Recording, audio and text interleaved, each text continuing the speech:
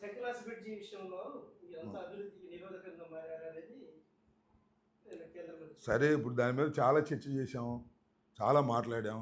శంకులాస్ bridge simple question,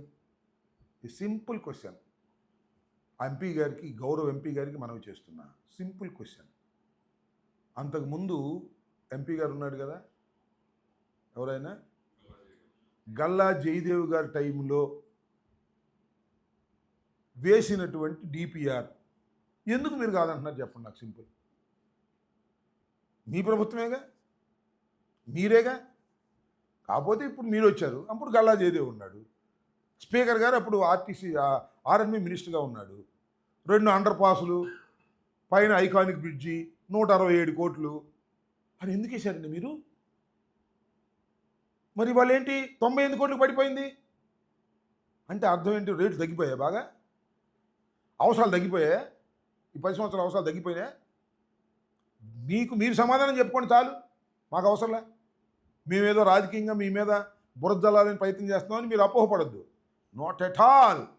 గుంటూరులో మీరు తలపెట్టినటువంటి 98 కోట్లతో తలపెట్టినటువంటి ఆ ఫ్లైఓవర్ నష్టాన్ని చేకూరుస్తుంది. పేనాం మీద నుంచి పొయ్యిలో పోయినట్టుగా అవుతుంది. ఆలోచన చేయండి, పునరాలోచించుకోండి, పంతానికి పోకండి. ఆ రోజున 167 కోట్ల రూపాయలతో ఎస్టిమేట్ చేసింది ఇవాళ 300 కోట్లు కావచ్చు. అయినా 300 కోట్లతో మీరు చెయ్యండి. కమిషన్ ఎంత తీసుకుంటారో తీసుకోండి, మాకు తెలియదు అది. అన్ని టెండర్లు పిలిచి మీ ఓడికి ఇచ్చుకోండి.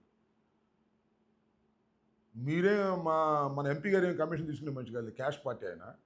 ఆ లోకేష్ గారు చెప్పినోడికి ఇవ్వండి 300 కోట్లతో. ఏంది ఇది నాకు అర్థం కాలేదు. అదేమంటే మేము రాజకీయంగా బురద జల్లుతా ఉంటున్నారు. చాలా అన్యాయం జరుగుతుంది గుంటూరు పట్టణానికి. పేనం మీద నుంచి పొయ్యిలో పడే పరిస్థితి వస్తుంది. ఆలోచించుకోండి, మీకే చెడ్డ పేరు వస్తుందని చెప్పాం.